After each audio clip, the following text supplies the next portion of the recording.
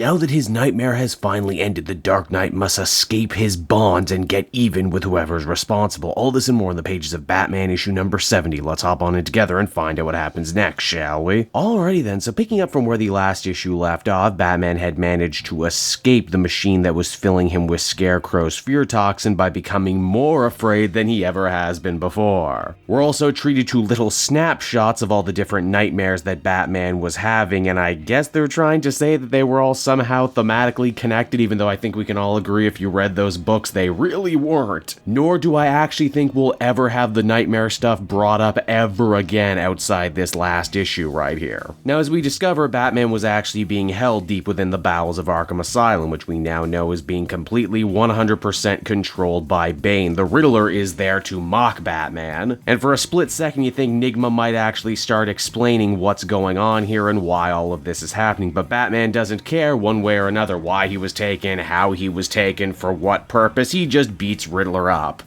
Say what you will, but I actually think this scene here is a pretty good encapsulation of what this book is 70 issues in. Questions are stupid, answers are stupider, and if you ask either, all you're really doing is cruising for a bat-shaped bruising. The Riddler, as we discover, is just the first of what will be many parts of this gauntlet Batman will have to run if he ever wants to escape. Next up is actually the Calendar Man, of all people, who goes on a rather entertaining spiel about, here we go again, Batman escaping from Arkham Asylum. How trite and predictable is this? This has happened like, what, 1 billion times? Ooh, gotta fight all your villains. How original, before eventually getting knocked out himself. Hey, Calendar Man, if you start poking all the holes and talking about how trite this story is, what am I gonna do for the next 3 minutes? He does 100% have a point, though, about all of us seeing stuff like this before as the reader, and I don't even mean in other Batman stories. Literally, Tom King told this exact same story, only it was with Bane breaking into the asylum instead of breaking out. Why we even used the same storytelling device of having Maxius Zeus, the Greek-themed supervillain, being a Greek choir. Well, at least the book is being honest about repeating itself now, if nothing else. Now, obviously, Bane, the mastermind behind all of this, isn't actually in Arkham right now, because that would be way too simple if Batman could just have his confrontation with him and be over it. Instead, Batman decides to monologue for a little bit about how dumb a plan it was of Bane's to try and break him with nightmares by showing him his worst fears to, really drag him down into that heart of darkness. That Batman's life is a 24/7 nightmare and nothing can scare him and nothing can break him because he casts a shadow on darkness itself. Which, yeah, I agree, it was a dumb idea, and yeah, Batman doesn't scare easily, but when he tries to act all tough here, all I can hear is darkness, no parents, the absence of light. And I mean, really, when your version of Batman is reminding me most of the comedy version of Batman from the Lego movie, I just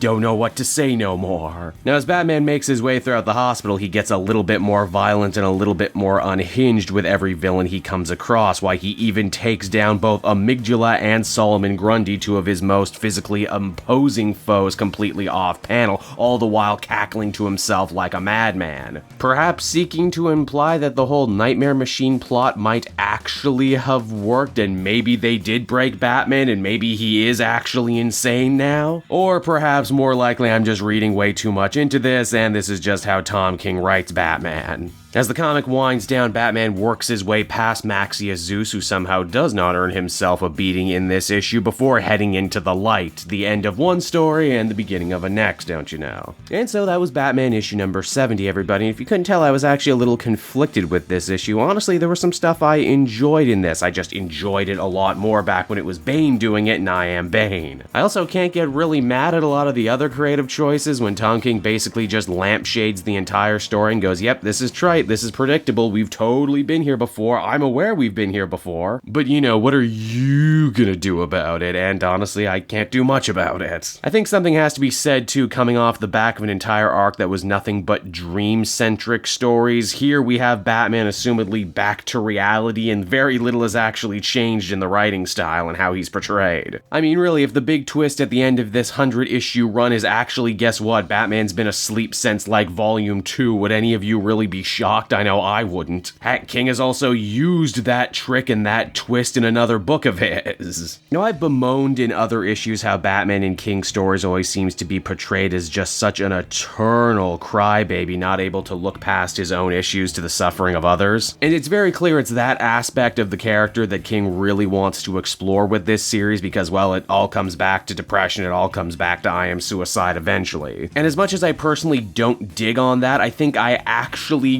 dislike his aggressive, quote-unquote, cool, tough guy Batman even more because it comes off so disingenuous. I know I haven't mentioned it in a long time, but when we do get that version of Batman from King, it really does feel like he's stealthily taking the piss out of him, like he's winking and nudging and kind of like making fun. But the people who are really 100% into this book and love it to death and will defend it to no end in my comment section, they don't see it as a joke, they take it super seriously. Ultimately though, I didn't hate this issue. It was a little bit more straightforward and it actually had a lot more to chew on thematically than the Dream arc did. Ultimately, I'd give this a 6 out of 10.